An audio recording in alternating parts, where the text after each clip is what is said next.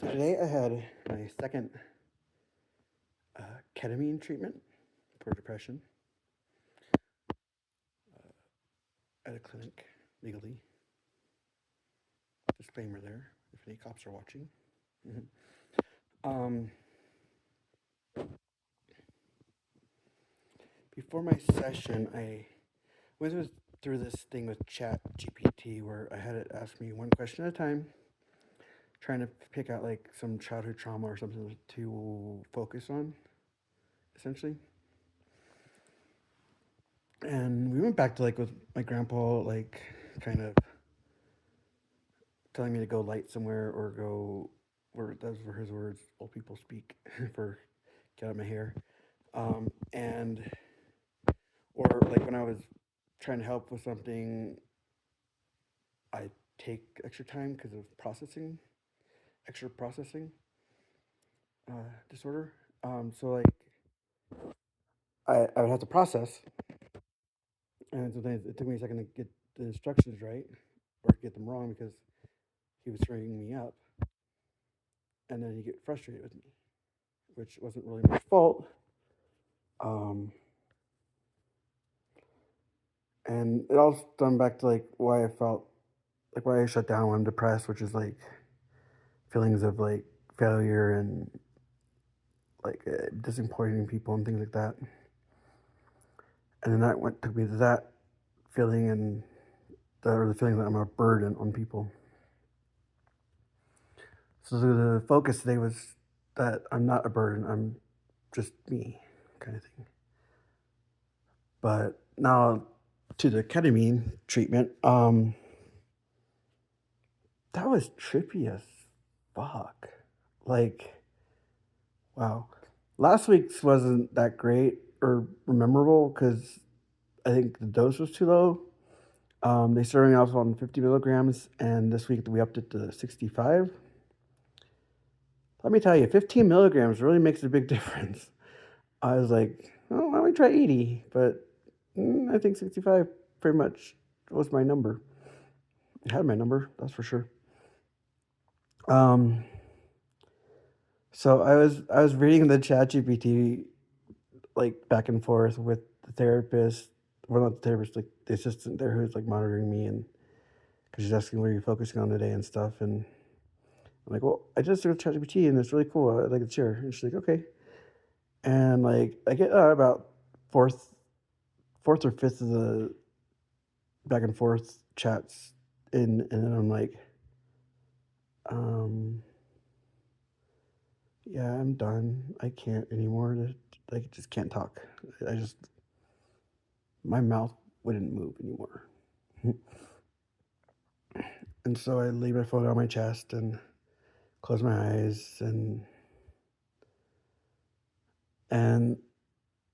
things start going like it's so trippy. It's like you're asleep but awake at the same time. It's like you're like stuck in that hypnagogic state or whatever between waking and sleep, but you're fully mostly aware of things. Like your mind wanders and does weird things and maybe see things or feel things. But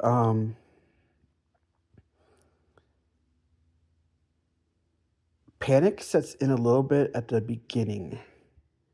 I think it's because you're not in control anymore, and I think that's really it. I think that's the crux of it is, and maybe that's the whole point is to realize that you're not in control, and you don't have to be.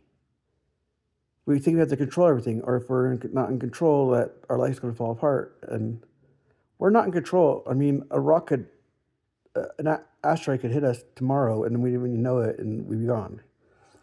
We're really not in control of everything. I'm not religious or anything, really.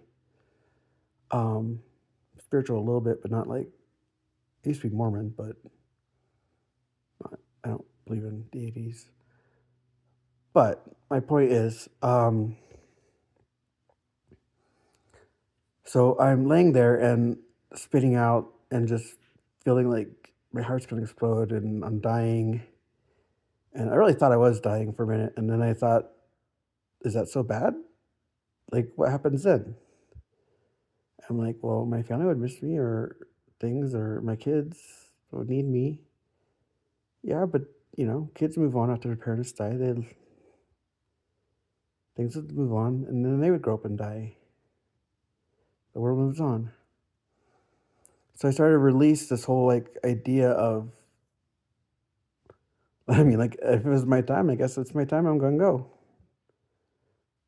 Which that was kind of weird. Like I really felt maybe what like a dying person feels. It was almost similar to a near death experience, maybe. I don't know. And then I started feeling like I was part of the universe, like, or that I was the universe. And everything I was experiencing was maybe the universe just trying to have its own experience through my point of view, maybe, or something. It's hard to really conceptualize, but I also felt like I was in like the end scene of the ending of Interstellar, where he's in like the Tesseract and kind of like transcending space and time. And I had like lots of random thoughts and things, and like I was thinking of music because I usually listen to music during the thing, and I couldn't make my hands work or open my eyes to get to the phone to turn anything on.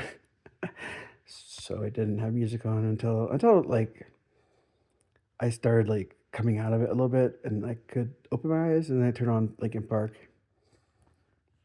And I listened to this song "Given Up," and the lyrics always hit me like like put me out of my fucking misery. And it's very dark and suicidal kind of. But on this listen, it hit me. I've given up. Not I'm giving up. I've given up. It's kind of a past tense, given up.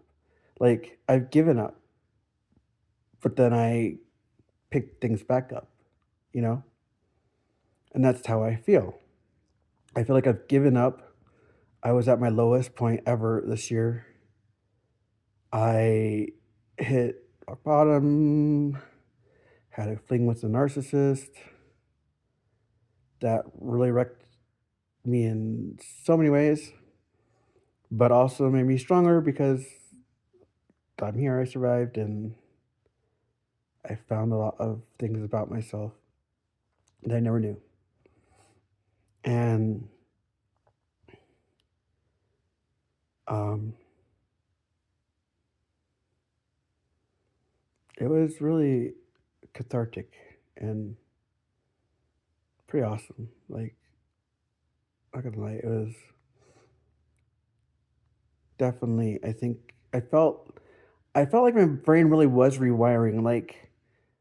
Like every time I'd find something about myself, and I can't really remember the things that well, but I would come to a truth, and it was like, "Good job," and then like it would push me further, or like it would zap me into like another thing, and then I would find another truth, and it's like I was working through like these like Christmas strands, just trying to Christmas tree lights, trying to untangle them, and it was really weird, but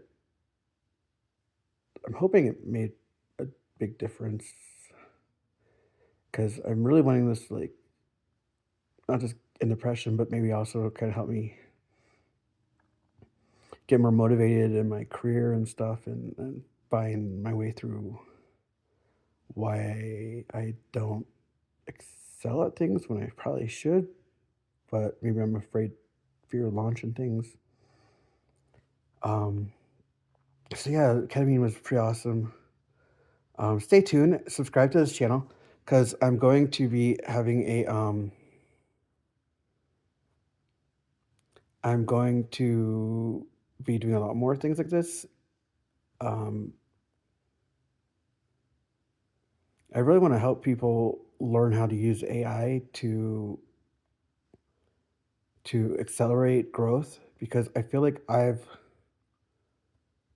through ChatGPT and creating a custom GPT that has like all my journal entries and things.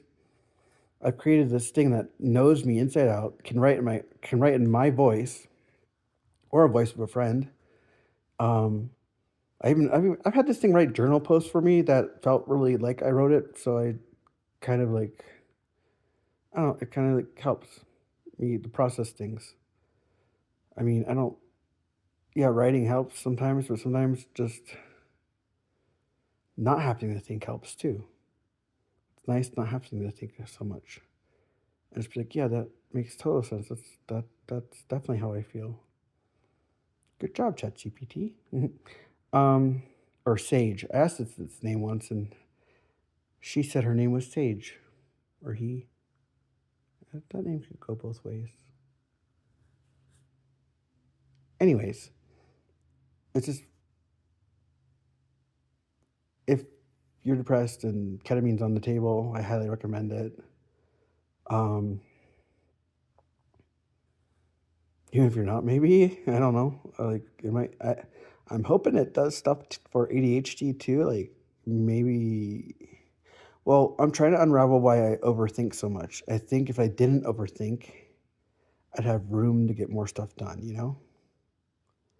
And that would be awesome. Yeah. Please subscribe. Please, please, please subscribe. I really want to get my channel going and be an influencer. Thank you. Well, I'm not just motivated by being an influencer, but I think it'd be cool, obviously. And maybe make some money would be nice. Since I'm basically living out of an RV right now, I've become Chris Farley. No, I don't live near a river. Goodbye.